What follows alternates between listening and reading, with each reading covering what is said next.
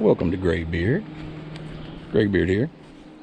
I want to show y'all what it takes to swap out your dash speakers. This one's actually equipped with them. Some of them weren't. I did not know this, but yeah. This one ain't, like I say, a fancy track, but it's actually got the speakers up in the dash. Hopefully I can do this without being annoying about it. Yeah, you got two little Phillips screws. This one's a little hard to get to. It's right up against the corner at the dash. And hopefully you can see. It's a little glare on the windshield, but I can see my hand myself. I'm hoping y'all can. Looks like it can on the screen. Let's do this one. These grills, I'm replacing them too. I actually bought the grills. I think I already mentioned it on one of my earlier videos, and the grills and the little grill there to the defrost. Yeah, stubby is actually a little bit long. They got them little 90-degree jobs, and I got one in there. It just seems like it's still a little easier with the stubby. And these are the only ones that are screws. You'll have these two hold the grill and the speaker in place, at least half the speaker. Yeah, these are the 4x6. I don't know if you can see it in there. The 4x6 is oval like a 6x9, but it's like this way, not like that. It goes this way, long ways. But yeah, this is a little irritating, but it's worth it, because I haven't showed you what I'm putting in there yet. There's better brands that, you know, everybody's got their choice, but this is my choice. And you can actually buy them at Walmart. I actually got mine online because sometimes you can beat Walmart's price by going to Amazon or eBay. And I actually went to eBay this time. And this brand I've trusted since the early 90s. I always put them in the seat so I don't lose them. But anyways, I'll show you what instead of showing you me fumbling with this, I'll go ahead and show you on the other side. I already got the grill off over there. I got that grill off, and I got to thinking I could show this on my channel, and maybe somebody might find it handy. But yeah, here's what it looks like once you get it out. But on the inside, like I say, here's the factory speaker, and it lays in there like that. And these bolts go down here. You know, like I say, when you go to put the grill on, this side has the daytime running light little sensor, and it pops into the grill too to stick up out of the dash so it can see daylight and stuff. But anyways, and you got to buy these little adapters. I mean, you don't have to. You can splice the wires, but this makes it a whole lot easier. And should have had this already. Yeah, here's what was happening to my speaker grills at Oklahoma Sun. I got the new replacements. Anywho, let me get my pocket knife and cut this tape. If you didn't see it over in the middle of the seat there, this is what I'm putting in it. I love Kicker brand. Like I say, they're not the most expensive, but I know I got a pocket knife in here somewhere. There it is. I even went up to Best Buy. I've always dealt with Kicker, and I've had Rockford Fosgate. I've had Kenwood and stuff. Here's what they look like. These are just the baseline. I dropped my speaker. It comes with these little pigtail ends or whatever you call it. It's just like 10 or 12 inches of wire, baby. I don't use them. I use that this here will splice into your, plug in to your factory and connect to the back of this speaker just fine. Anywho,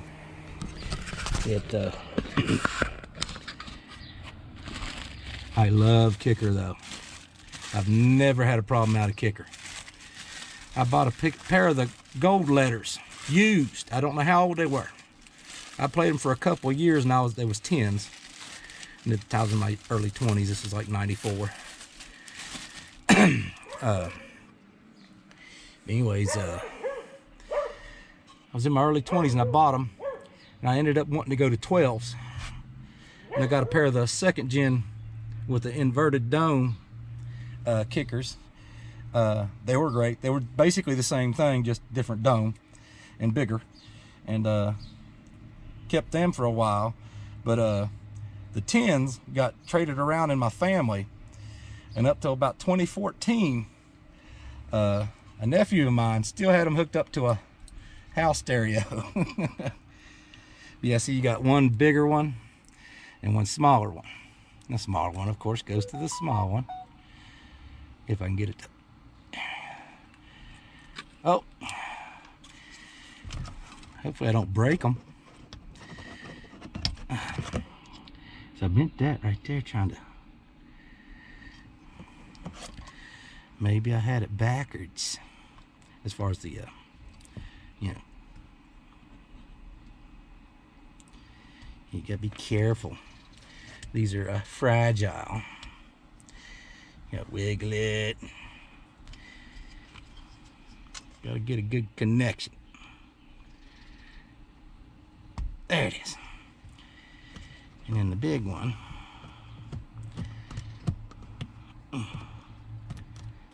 There we go. And then when you come up here, if I can find it, yeah, right here is your plug. I'll do this with one hand. Hopefully you can see it. And all you gotta do is, I'm about to get it connected into place.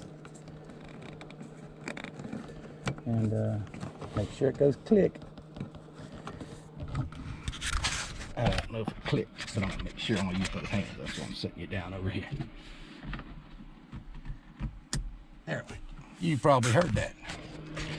But anyway, let me get my key. Somewhere here. Yep, that's it. It's an old stereo, so but it will make it sound better. It always does. Let's go ahead and set that down in there. There we go. Yeah, I ain't got it bolted down, but you'll still hear what it sounds like. Anywho. Factory warranties, and some are even local one-owner vehicles. Need credit? Come and get it. Sheeler makes it easy to buy. Even with a phone, you'll probably be able to tell the difference because he's got tweeters and the old ones don't. To get you approved, you drive today on the Motor Mile. Oh, I can't play music for you because copyright. Yeah, I didn't even think about that part. But yeah,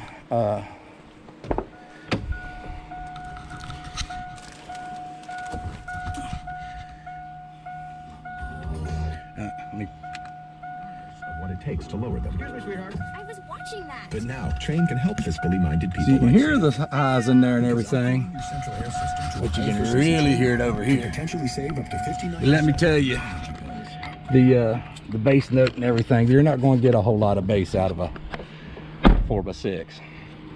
But when you go to play your tune, especially like CD or digital audio, because this old stereo, you have to add it. But if you look at these old stereos in 2000, where's it at? Auxiliary.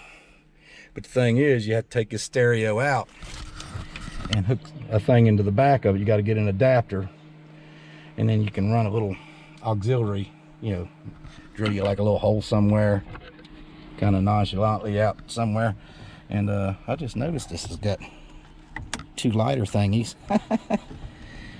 Did not notice that, and I believe that's factory. It looks factory. Yeah, that's factory. Did not know that. And then it's got a regular lighter in there. So you got 3. But anyways, yeah, it'll sound a lot better. But you can always, you know, choose your brand. You don't have to get Kicker. But yeah, it's gonna sound a lot better, especially with them tweeters, you know, the separate tweeters and woofer cone. But yeah, I just love this brand. You can get Rockford Falls, Gator Grade, Kenwood. I had a Cobalt, and I put 6.5 Kenwoods in the door and 6x9 Kickers on the in the back deck.